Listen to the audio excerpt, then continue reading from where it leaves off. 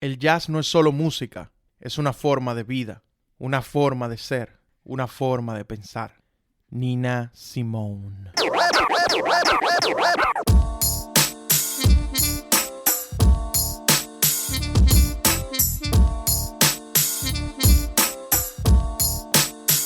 Habemus Julio.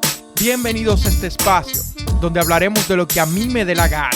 Les habla Julio Santana y en esta primera temporada conversaremos de historia de los Estados Unidos. Acomódate, ponte a lavar los platos, a organizar la casa, hacer ejercicio, lo que sea, mientras viajamos por el tiempo.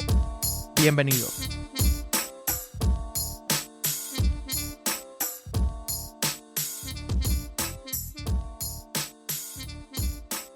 ¿Qué lo que? Estamos emocionados. La razón es simple. Este es el segundo episodio donde vamos a hablar de cultura, de cambios sociales. Luego de 3 episodios, cuando tiramos ese episodio 12, donde hablamos de los cambios culturales en la primera mitad del siglo XX. Aunque quizás también podríamos considerar que ese episodio donde hablamos de la industrialización, hablábamos de la urbanización, también hablamos de cambios sociales. Pero este es el primero desde aquel dedicado solamente a eso. O bueno, casi solamente. Hay que meterle su política como siempre, porque la vida no es un bacalao. Hay preguntas que uno se hace borracho o cuando uno está en alta. O sea, por ejemplo, si pudieras irte a vivir a una época de la historia, ¿cuál época sería? ¿A dónde te fueras a vivir? Para muchísimos gringos, esa época sería la posguerra de los años 20. Era una especie de Belle Époque, por así decirlo, estadounidense. Antes de la Primera Guerra Mundial, Estados Unidos vivió su periodo más grande de poderío militar hasta la fecha y de reformas sociales también, con el advenimiento del progresismo y del populismo y cómo penetraron la política. Pero ahora que ya pasaba ese momento de reformas y de estar involucrados en todo lo que ocurría alrededor e incluso estar involucrado en una guerra en Europa como uno de los actores principales, ahora el mood era retrotraerse, el mood era volver a la normalidad. Y vamos a hablar de eso a través del episodio. Ya desde principios de siglo, las expresiones culturales en Estados Unidos estaban floreciendo, estaban cambiando, se estaban revolucionando. Por un lado, la literatura se fue hacia el realismo y a la crítica social suave. Ustedes saben que ahí está Mark Twain, que hace una especie de crítica social sin necesariamente hacer una crítica social, solamente mostrando la realidad. Y más o menos ese era el mood literario desde finales del siglo XIX y principios del siglo XX. Kate Chopin, Chopin es la tiguera de Janis Joplin. Diablo, se me fue en todos los nombres. Kate Chopin, yo creo que se pronuncia. Stephen Crane, etc. El arte se movió al impresionismo siguiendo el ejemplo francés. Los estadounidenses copiaban mucho de Europa. Bueno, ya no lo hacen, pero lo hacían mucho a principios de siglo. Lo que era europeo era lo refinado, ¿no? Nueva York era, y todavía sigue siéndolo hasta ahora, el centro de arte en el país. Y como digo, siempre se imitaba a lo europeo, pero en la música era que se daba más. No había una música propiamente estadounidense, sino que los grandes músicos del país eran músicos clásicos que intentaban emular la grandeza de los músicos europeos. Pero los negros agarraron esa música clásica, los compositores negros, y la modificaron, creando el ragtime, que era un predecesor del jazz. El más grande del ragtime fue Scott Joplin, que todo el mundo ha escuchado una canción que él tiene. ¿Se puede decir que eso es una canción? Una composición es que se dice. Una composición que él tiene que se llama Maple Leaf Rag, que es un ragtime, como digo, el predecesor del jazz. Y si usted cree que usted no lo ha escuchado, déjeme ponerle una partecita aquí para que usted se acuerde de una vez. Como eso fue hace un buen tiempo, creo que como más de 100 años, eso no tiene copyright, así que vamos a darle a eso.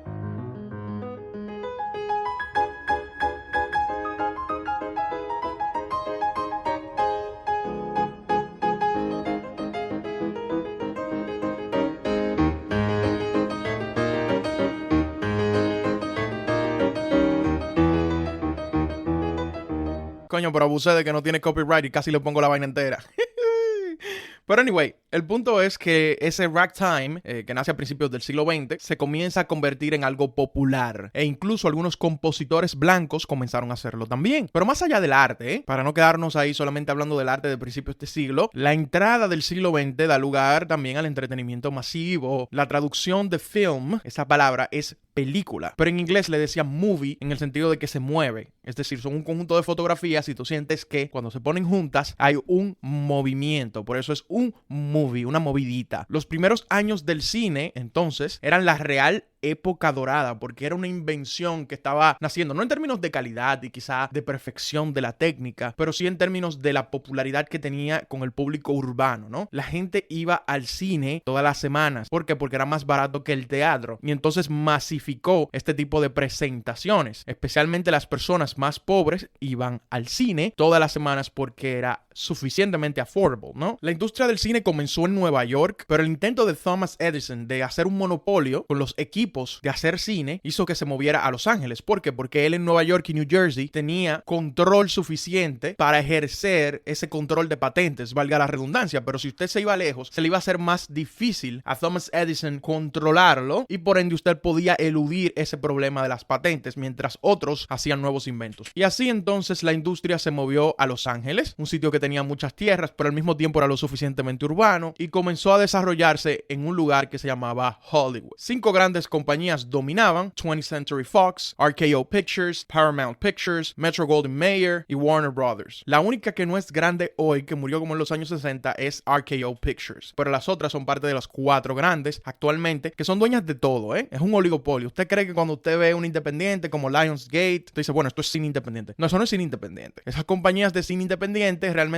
las grandes la tienen metida en un bolsillo, así que no se lleve de eso. E incluso, entonces nace el cine independiente más independiente que el cine independiente, es decir, otras, y entonces también las compran. Y así sucesivamente es un ciclo donde desde que yo veo que una de cine tiene éxito, yo la compro también. Así que al final del día, con todo y todo, es un oligopolio desde entonces. Es decir, que el oligopolio tiene más de 100 años. Entre las grandes estrellas de aquel tiempo estaba Charlie Chaplin, por supuesto, pero también Rudolph Valentino y Clara Bow. Importante Clara Bow porque era un sex symbol y era muy criticada en ese sentido. Era una mujer con una vida muy difícil, una mujer de la calle que como modelo subió luego a ser actriz. Y entonces también era hombreriega y era open about it, porque no es que no había mujeres ya que tenían muchos amantes desde que hay historia, pero el hecho de que ella lo pudiera decir, el hecho de que ella se pudiera mostrar con esos hombres y ser, como dicen los gringos, unapologetic about it, entonces eso la hacía diferente y la hacía un mal ejemplo para la juventud, etcétera, etcétera. Se atrevió también a decir cosas como que ella no dejaría su trabajo por ningún hombre. Es decir, yo no dejo este trabajo que yo tengo ahora, esta fama que yo tengo ahora, por casarme con un hombre. Bueno, no lo voy a hacer. Por eso Clara Bow es importante y te va dando una entrada a cómo va funcionando la mente de las personas en el principio del siglo y cómo eso incluso va a seguir evolucionando. Otra tecnología importantísima fue la radio. Para esto del entretenimiento masivo, la radio se introdujo en la guerra a gran escala y se le encontró de una vez uso comercial, porque los comerciales podían tirarse y hacer que la gente los escuche de manera obligatoria, ya no era por escrito. Usted ve un diario y usted va leyendo poco a poco y usted ve un anuncio y usted lo pasa sin ni siquiera leerlo, pero en la radio usted tiene que escucharlo y tiene que estar atento para cuando empiece la programación de nuevo. Usted puede pararse y irse, pero coño, como quiera lo está escuchando. Tampoco había una barrera de entrada como por ejemplo saber leer. Todo el mundo, bueno, casi todo el mundo sabía hablar.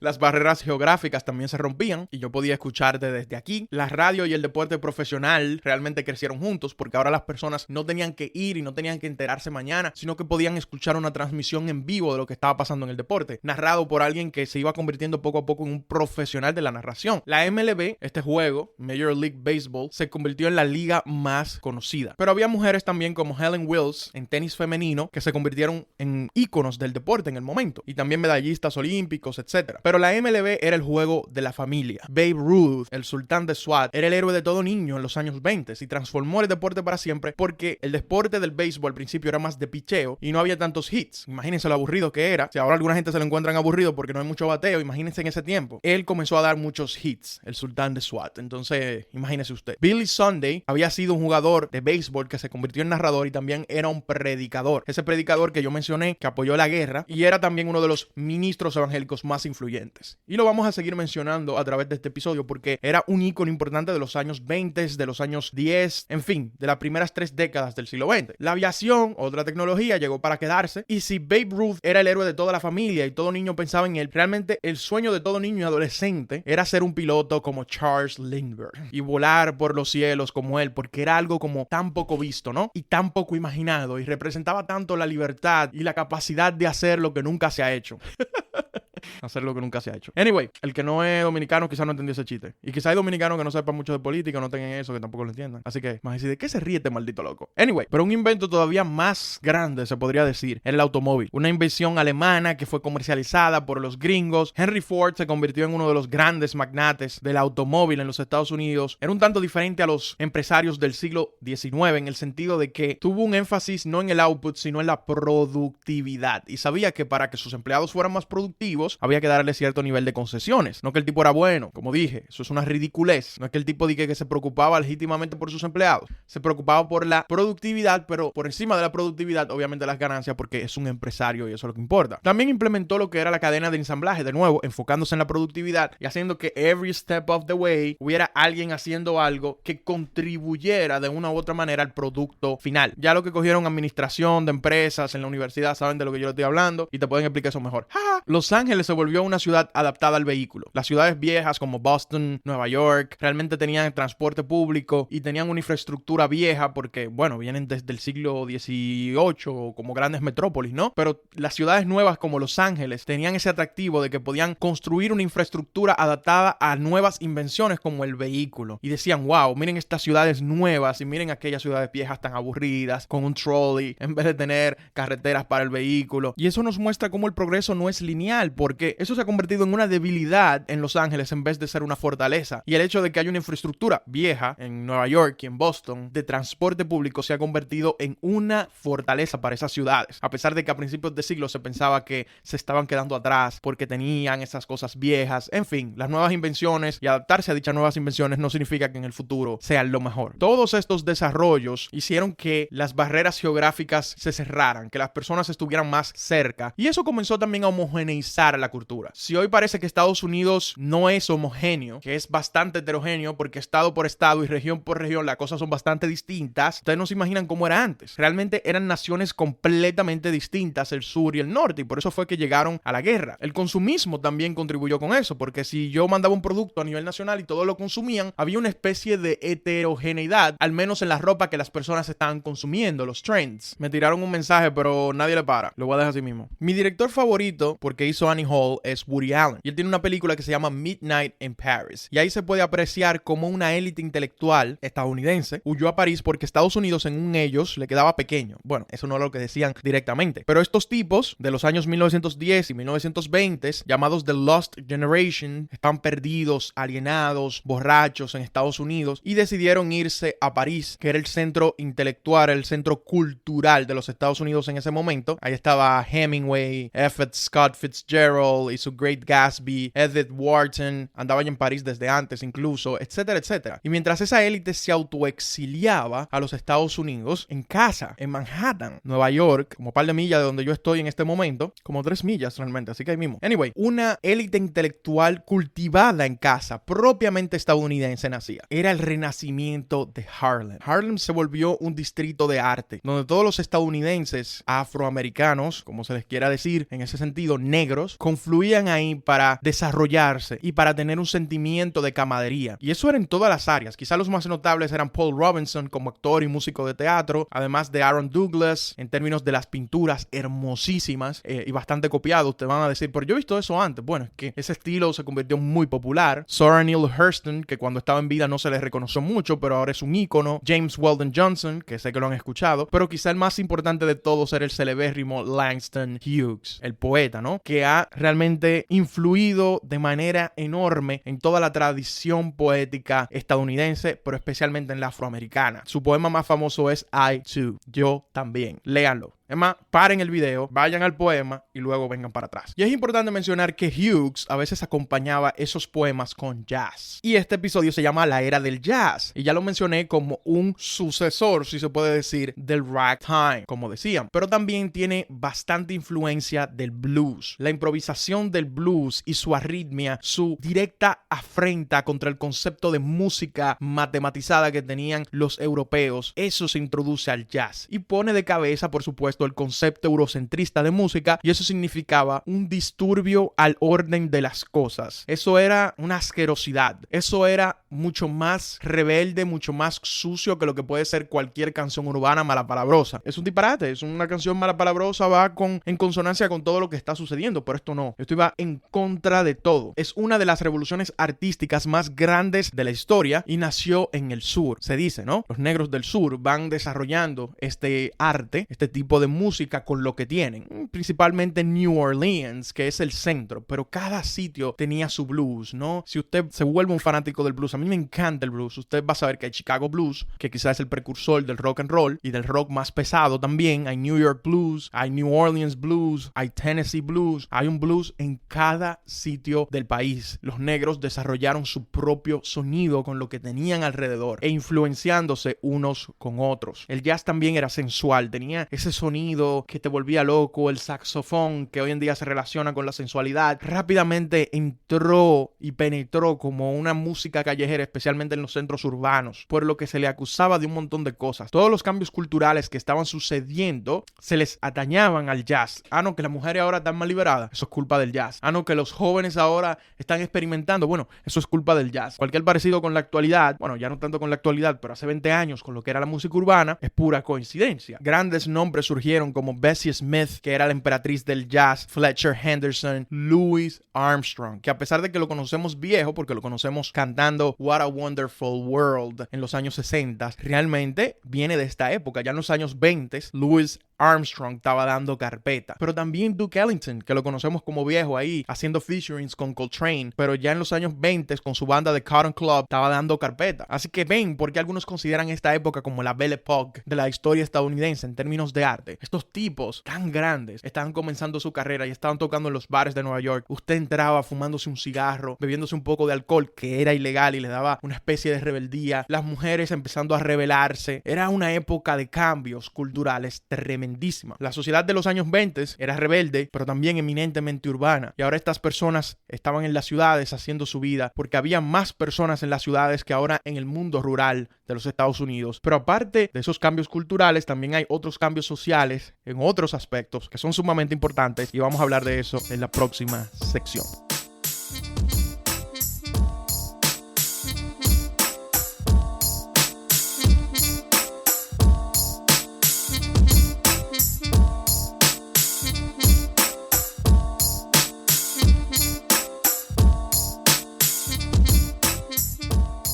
Ya de por sí, como yo había dicho, los socialistas eran bastante discriminados por lo que estaba sucediendo como movimiento, el socialismo en Europa y todo lo demás. Pero luego de la guerra y luego de la Revolución Rusa, el anticomunismo explotó. Venía en muchísimas formas, pero el miedo rojo comenzó en Gringolandia y cualquiera que exigiera derechos del trabajador, usted le ponía la etiqueta de comunista y usted salía de él rápidamente porque se le quitaban de al lado. Billy Sunday, el predicador y narrador que yo mencioné y que vengo mencionando porque era increíblemente influyente en la época, decía que un bolchevique es como un tipo con la cara de puercoespín y el aliento que puede espantar un jurón. Suena mejor en inglés. Y decía también, si yo pudiera, llenaría las cárceles de tantos de ellos que los pies se saldrían por las ventanas de las cárceles. Santo Padre, qué odio, ¿no? Pero ese era el mood. Alexander Mitchell Palmer, que era el Attorney General, el procurador general, como diríamos en español, metió miles en la cárcel por supuesta sospecha de que eran comunistas. Y muchos de ellos lo eran, ¿no? Pero hizo algo que era ilegal, o sería ilegal hoy por lo menos, y era deportarlos a Rusia. Y si ustedes quieren, como dicen los derechistas de hoy en día, si usted quiere comunismo, vamos a mandarlo para Rusia entonces y váyase para allá. Bueno, pero yo soy italiano. No, váyase para Rusia. Ah, bueno.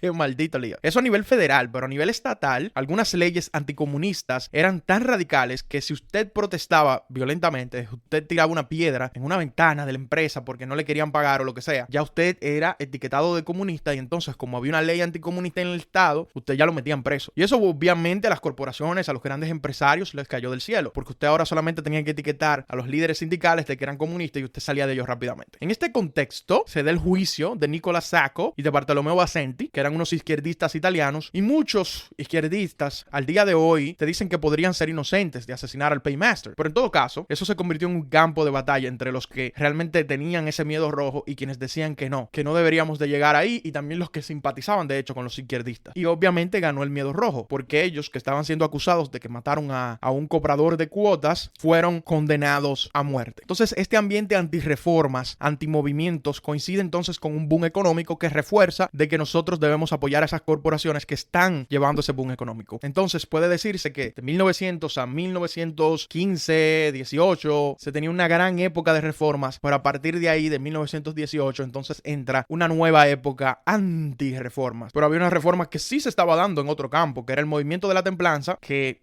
tenía casi 100 años siendo fuerte y por fin, luego de 100 años, consiguió algo. Siempre había existido, pero fue durante la época progresista que se armó una coalición extraña. Por un lado, feministas, que obviamente debido a la disrupción que tiene el alcohol en la familia, en los masculinos, principalmente borrachos, dándole golpes a las mujeres, algunos asesinando mujeres, algunos dejando de trabajar por el alcohol y la mujer teniendo que asumir la familia, decían no. El alcohol es malo para las mujeres y por ende tenemos que prohibirlo. Es malo para la familia también. Las ciencias sociales que comenzaron a probar con sus métodos positivistas que había una relación estadística de los males sociales y el alcohol, o la adicción al alcohol, de estar bebiendo todo el tiempo. Los médicos y sus nuevas ciencias naturales que probaban que el alcohol hacía daño en el cuerpo, y los protestantes de siempre, puritanos de siempre, que decían que el alcohol era malo. Entonces, era una coalición grande que incluso incluía a los xenófobos, porque los xenófobos decían que estos estos alemanes, bueno, los italianos bebían, pero no así como los alemanes, y estos irlandeses beben demasiado y tenemos que sacarlos de aquí. Entonces, por todos los lados había un discurso antialcohol, por todos los lados, y formaron esta coalición y se fue creciendo y creciendo y creciendo, y comenzó a subir todavía más durante la época progresista, y formaron entonces lo que era el Anti-Saloon League, un salón, que era un salón donde la gente bebía y todo lo demás, y como ya la política estadounidense se estaba moviendo desde que empezó el siglo XX a una democracia del lobismo, de grupos de intereses, este grupo de interés del movimiento de la templanza comenzó a tener bastante penetración en las legislaturas. Y ya a nivel estatal, entonces, en el siglo XX comenzaron las leyes para hacerle la guerra al alcohol y para prohibir el alcohol. Y decenas de ciudades también, aunque no hubiera a nivel estatal una ley, tenían sus propias leyes. En el sur, por supuesto, esto tenía una narrativa racista, porque ellos todo lo mezclaban con racismo, por supuesto. Decían que con el alcohol los negros se ponían belicosos, se ponían rabia, y entonces necesitábamos controlar el alcohol. Estoy diciendo que era una especie de coalición nacional bastante extraña. Y en el oeste ya se habían cansado de esa narrativa del salvaje oeste. Ya necesitábamos un poco de tranquilidad. Entonces se logró suficiente apoyo político para que se hiciera una enmienda, la enmienda 18, y fue ratificada en 48 estados. En ambos partidos el apoyo era enorme. Y para mala suerte de los que soñaban con que hubiera un mundo sin alcohol, realmente la tradición del alcohol es milenaria. Una droga milenaria, usted no la va a eliminar de un día para otro. Y más cuando tienes un mood posguerra de que la gente se está liberando y está teniendo más sexo y está aquí, por allá, y los bares y el baile y la sensualidad del jazz, y más con inmigrantes que sentían que era parte integral de su vida beber alcohol. Usted me está discriminando básicamente porque mis beer gardens, decían los alemanes, son buenos. No es que son buenos, pero son parte integral de lo que significa para mí ser alemán. Y también se les olvidó que en el sur especialmente había una capacidad de hacer whisky local. Imagínese usted, todo el mundo estaba haciendo whisky en el patio de su casa. Bueno, no todo el mundo. Y por supuesto, el Estado no era el mismo de ahora, no era tan efectivo. Si ahora mismo el Estado no te puede hacer una guerra contra las drogas, imagínense en aquel tiempo donde el Estado no tenía tanto state capacity, ¿no? Entonces no podían hacer una guerra contra el alcohol como hoy en día sí hay una guerra contra las drogas. Y aún así, especialmente en ciudades, era controlado, y entonces comenzó el movimiento del bootlegging, de contrabandear alcohol, y comenzó el movimiento de los speakeasy, es decir, habla bajito, habla suave, ¿no? Que un speakeasy era básicamente un bar clandestino donde la gente se juntaba a beber y a escuchar jazz en Chicago, en Nueva York, en un sótano, imagínese usted, bebiendo a veces moonshine en vez de alcohol de las Antillas Menores, que por allá que venía el ron principalmente, a veces era moonshine, que eso viene siendo el alcohol que la gente hace en el patio de su casa. Especialmente el ron, no el alcohol, el whisky no, el ron que se hace en el patio de su casa, eso es moonshine, ¿no? Estadísticamente la prohibición tuvo ciertas ventajas que son debatibles, pero que estadísticamente hay un consenso de que sí, que es cierto, como que se redujo la violencia doméstica, como sospechaban las feministas, como que la ausencia en el trabajo se redujo también, como sospechaban algunos empresarios, de que sí, había menos alcohol, la gente iba a faltar menos al trabajo, y tenían razón, que ellos también, algunos de ellos eran parte de la coalición extraña que le dije anteriormente. Los ahorros en los bancos aumentaron, aunque no se sabe si realmente eso tiene que ver con el alcohol. Hay que darle lápiz. ¡Tú lo sabes! ¡Tú lo sabes! No, ese lápiz no, pero anyway,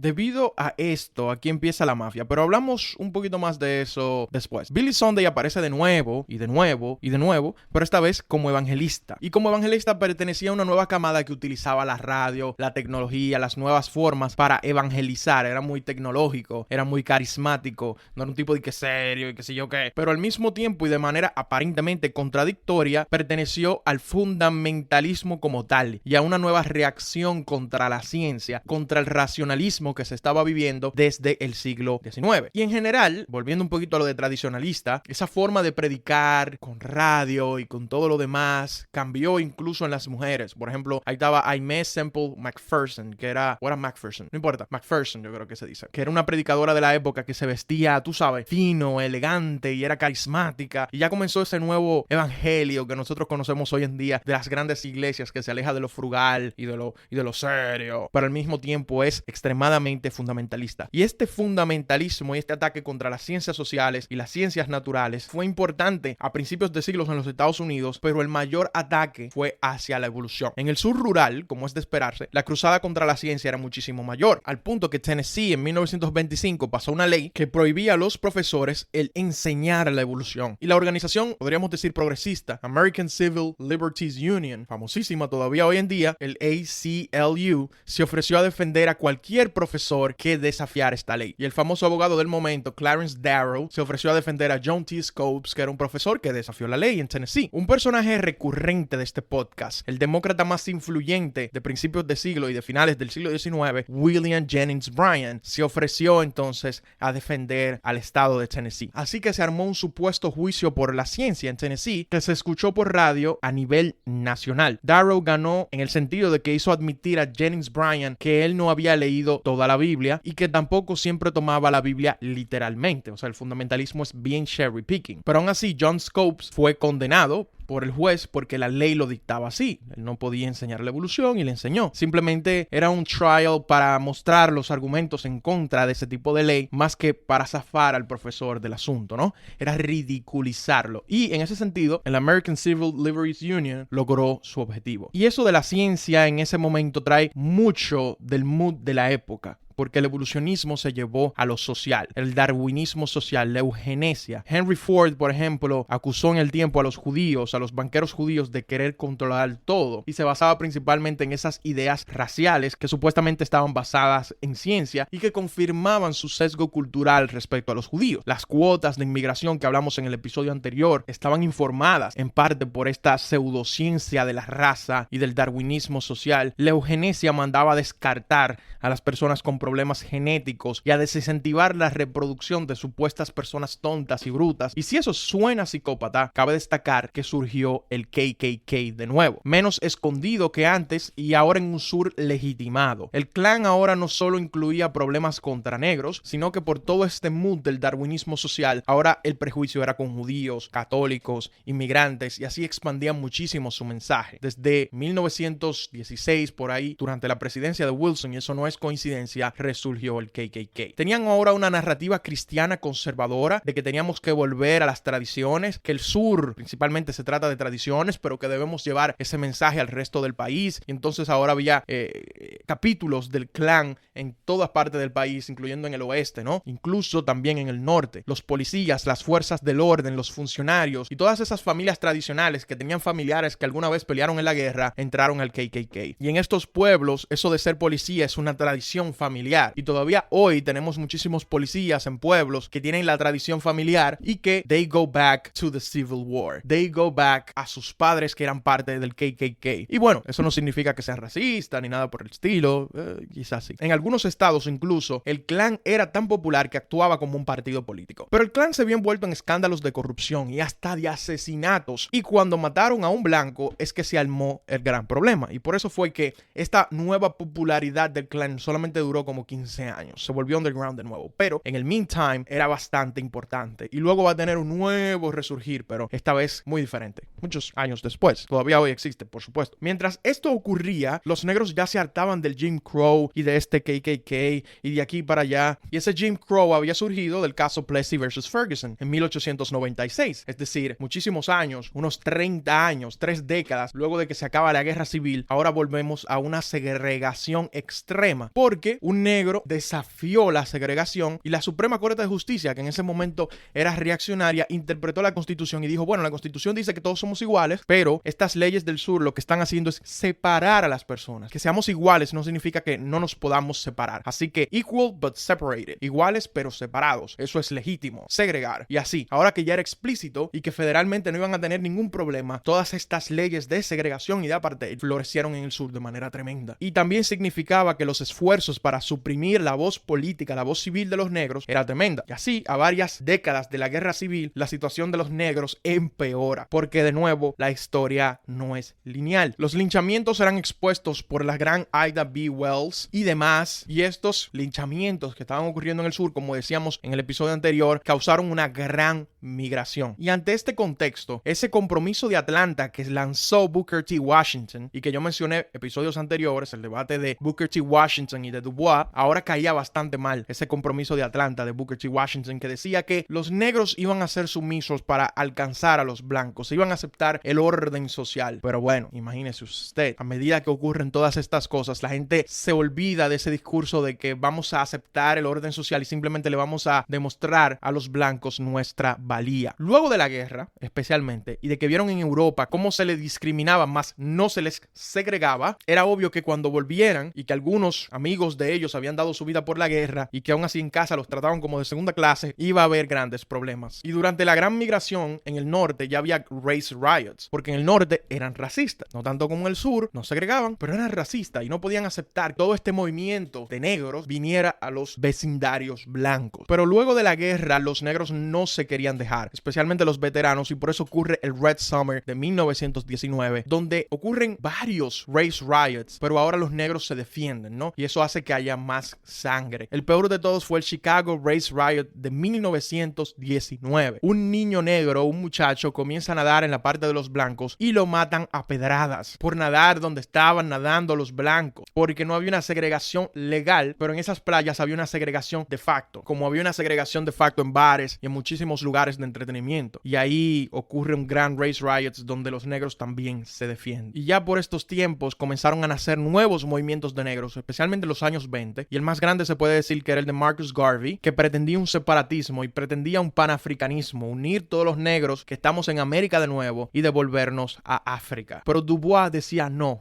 queremos ir a África, nosotros queremos quedarnos aquí, porque ya esta es nuestra tierra y lo que nosotros tenemos que hacer es exigir integración. Y entonces ahora el segundo debate de Du Bois era con Marcus Garvey. Y bueno, no era tan debate porque Marcus Garvey no era un intelectual. Pasando de este asunto del racismo, ahora volvemos un poco al feminismo. Las mujeres ya estaban más libres, lograron el derecho al voto con lobby, logrando una gran coalición de apoyo en todo el país, pero también, por ejemplo, comienza el movimiento para los anticonceptivos, para que las mujeres no estuvieran amarradas todo el tiempo a salir embarazadas de forma descontrolada. Y quien lideró este esfuerzo fue Margaret Sanger, que es la precursora de Planned Parenthood. Eran organizaciones que informaban a las mujeres de estos métodos anticonceptivos. Y por supuesto, no podemos mencionar los años 20 y la mujer sin mencionar a Clara Bow, que ya lo hicimos, pero tampoco sin mencionar a las flappers. Estas muchachas de los grandes centros urbanos como Chicago, Detroit, etcétera, que eran independientes, que tenían 20 y pico de años, que fumaban cigarrillo, que iban solas a beber a los bares, que tenían sexo casual, que usaban traje de baños de una pieza, que bailaban jazz. Déjame devolverme a eso. Trajes de baño de una sola pieza. No era una ropa entera, un vestido, que como se utilizaba. Era ahora un traje de baño ancho, que no era pegado al cuerpo, pero era de una sola pieza y era por encima de la rodilla. Wow, eso era tan vulgar, tan tremendamente vulgar, y ellas lo hacían. Aquí nacieron las citas a solas al cine. Los hombres también le encantó, los hombres urbanos de mente abierta, esta nueva liberación de la mujer y de que yo pueda ir a solas al cine con una mujer y no necesito un chaperón, etcétera, etcétera. Esto nació. El feminismo también logró divorcios. Los divorcios son buenos, no solamente son malos. Ahí me pueden matar muchísimos conservadores en ese sentido, pero en un mundo lleno de abusos y de violencia doméstica impune, ahora la mujer, debido al feminismo, podía decir, yo no quiero que me maltraten, yo me voy a divorciar de ese hombre y yo me voy a buscar uno que a mí no me maltrate. Y la tasa de matrimonios a divorcios era de por cada 17 matrimonios había un solo divorcio en 1890, pero 40 años después, en 1930, por cada 5 matrimonios había un divorcio. O sea, la diferencia es abismal. Es falso que el primer feminismo, este feminismo de primera ola, solamente se trataba del sufragio. Como ven, eso es completamente falso. Eso ya yo lo había mencionado antes. Y también era tremendamente radical. Para lograr lograr ese derecho al voto se hicieron muchísimas cosas. Y no mencioné eso en extenso porque esto no es una historia de los movimientos sociales, como había dicho en otro episodio, pero si lo fuera,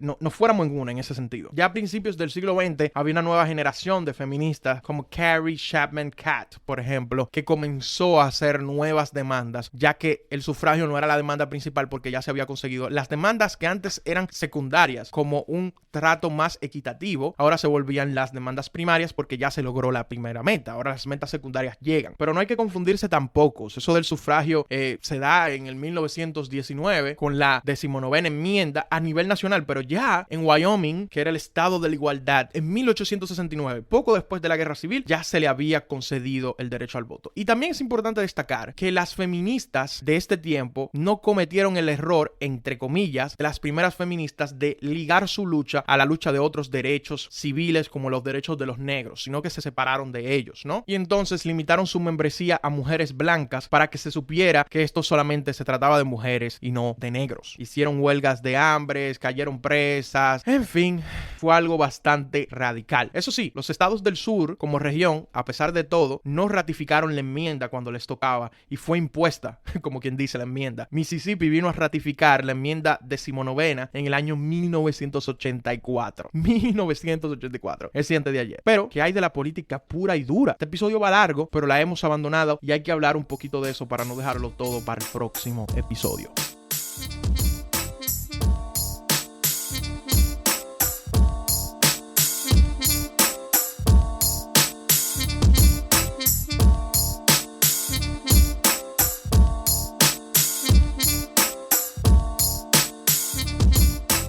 Entre la guerra y la gripe española, a nivel global murieron millones y millones de personas y Estados Unidos tiene su share de eso. 2 décadas de reforma, 2 décadas de disturbios, 2 décadas de demandas, 2 décadas de intervenciones militares, de guerras, más Wilson intentando entrar a la Liga de Naciones para seguir involucrado en todo el concierto geopolítico. La gente estaba harta de tanta acción. La gente quería un descanso. Y también por eso es que esta década de los 20, la gente está fuera de lo que realmente importa y está metida, entre comillas, lo que realmente importa, y metida entonces en los bares bebiendo y bailando y escuchando jazz, ¿no? La gente estaba en libertad y en soberanía. En los midterms de 1918 se lo hacen saber a Wilson en el medio de la guerra, votando en contra del Partido Demócrata. Y así que el Congreso se volvió rojo, se volvió completamente republicano. Y si bien las guerras tienen su nivel de popularidad, esta ya era demasiado. Y eso se vio todavía más agravado debido a la gripe española. Las facciones progresistas de ambos partidos que empujan reformas y reformas se vieron afectadas por este mood que lo que era déjenme tranquilo. Yo no quiero mejorar nada, déjenme tranquilo. Entonces ahí disminuyeron. Y eso fue algo muy importante especialmente para el GOP, es decir, los republicanos, donde los conservadores van a recuperar el partido. Los senadores y representantes que hicieron campañas contra el voto femenino obviamente salieron de órbita. Esa reforma sí se dio y se convirtió en un círculo perfecto cuando las mujeres votaron en su contra. Para Wilson, las elecciones de 1920 iban a ser un referendo para saber si la gente apoyaba seguir involucrados en el concierto geopolítico de Europa o si realmente era como los republicanos decían, que ya la gente estaba harta. Y así fue. Fue tremendo referendo en ese sentido. Y bueno, las mujeres no querían votar demasiado demócrata porque Wilson les hizo la vida imposible en cuanto al voto femenino. Pero en general, el público general no estaba en eso. En los últimos meses de su presidencia, Wilson cayó en cama por una trombosis debido al estrés que cogió allá en Francia y en Europa, y su esposa Edith Wilson y sus allegados se convierten en los presidentes de facto. Especialmente Edith Wilson, como Woodrow Wilson no podía hablar mucho, era que tomaba las decisiones más inmediatas. Así, como quiera, Wilson recibe el Nobel de la Paz, pero estaba frustrado y cansado debido a que su propio país no quería ser parte de esa paz. Murió en 1924, luego de esa gran caída de salud que tuvo en 1919 en Europa. Pero las elecciones de 1920 fueron, como dije, efectivamente un referendo y gana Warren Gamaliel Harding, un tipo carismático que a pesar de ser político, hablaba poco de política, que no tenía grandes planes para el país, básicamente un anti-Wilson, un presidente que ni fu ni fa. Perfecto, dijo el público. El mismo Harding lo resumía en una frase: la necesidad de Estados Unidos en el presente no es heroísmo, sino sanación, no es reformas, sino normalidad, no es revolución, sino restauración, no es cirugía, sino serenidad. Así decía Harding. Puso en su gabinete figuras establecidas como el que ya fue candidato republicano Charles Evan Hughes y figuras emergentes como Herbert Hoover, que era un filántropo que lo pusieron a administrar la comida, como había dicho anteriormente, los supplies de comidas para la guerra, y básicamente salvó a muchísimos soldados del hambre. Rápidamente, sin embargo, Harding llenó su gabinete y las oficinas federales de sus amiguitos, jugaban póker en la Casa Blanca y tenían tremendo esquema de corrupción. Harding muere en 1923 y entonces su vicepresidente, Calvin Coolidge, asume. Y ya había pequeños escándalos de corrupción, pero cuando Coolidge asume que un tipo serio, ahí es que se destapa el pomo. El mayor escándalo salió luego de su muerte, que fue el Teapot Dome Scandal, que su secretario de Interior, el secretario de Interior de Estados Unidos es que básicamente administra las tierras que le pertenecen al Estado y las áreas protegidas, etc. Ese, Albert Falk, tomó sobornos de compañías petroleras para rentarles terrenos federales que tenían petróleo, para la extracción de ese petróleo a las compañías petroleras, y se saltó los procesos como debían hacerse, ¿no? Otros estaban vendiendo terrenos del Estado por debajo del precio, otros desviaron dinero. Más adelante también Harding, luego de su muerte, se descubrieron escándalos sexuales y de infidelidades. En fin, el gobierno más corrupto de la historia. ¿Y saben qué? La gente se escandalizó y todo, pero como quiera quería que lo dejaran tranquilo. El nuevo presidente, por suerte de los republicanos, era un tipo honesto y estoico. Y vamos a hablar más de él en el próximo episodio. Y camino al 1924, entonces ya ese iba a ser su candidato. Así que los republicanos ya están claros quién es el suyo. Pero bueno, a principios de siglo ya la democracia gringa, como yo había dicho anteriormente, se estaba moviendo hacia los grupos de interés. Los granjeros que anteriormente habían formado el Partido Populista, entonces comenzaron a tener influencia de nuevo y a elegir sus propios candidatos y formaron un bloque congresual, el Farmers Bloc. Y luego dijeron, pero ven acá, vamos a juntarnos con los tigres de los sindicatos, que quieren reformas también en otra dirección, pero quieren reformas, y vamos a crear un nuevo partido. Vamos a crear el nuevo Partido Progresista. Y así el Partido Progresista, otro diferente, nació de nuevo y tenían su candidato, que era Fighting Bob, La Follette o La Follette, no sé bien cómo se dice, cuál es la manera bien correcta. Pero anyway, vamos a los demócratas, ya tenemos dos candidatos, Calvin Coolidge y tenemos a Fighting Bob por el Partido Progresista. Ahora los demócratas norteños habían controlado el partido un poco a través de Woodrow Wilson, pero ahora el sur, con esta nueva narrativa de racismo y el KKK revivido, contraataca. Pero los norteños no se quieren dejar, así que el partido entra en guerra civil. Un humorista de la época decía, yo no pertenezco a ningún movimiento político organizado, es decir, soy demócrata. Entonces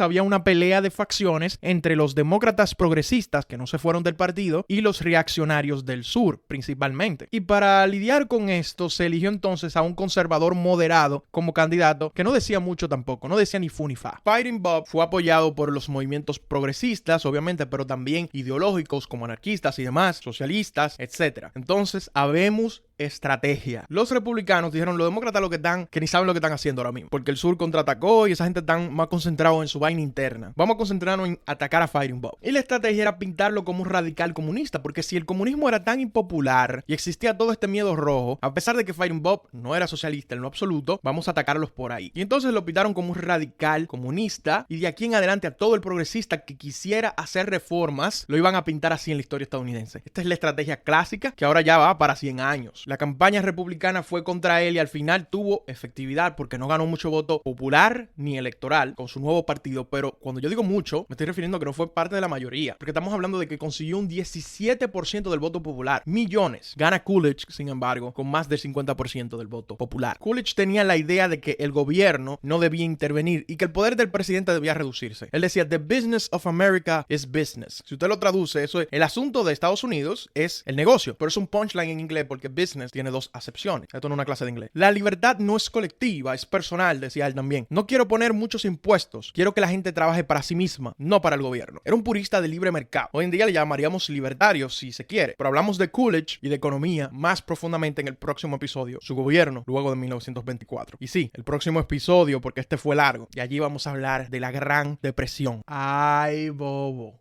Ay, bobo.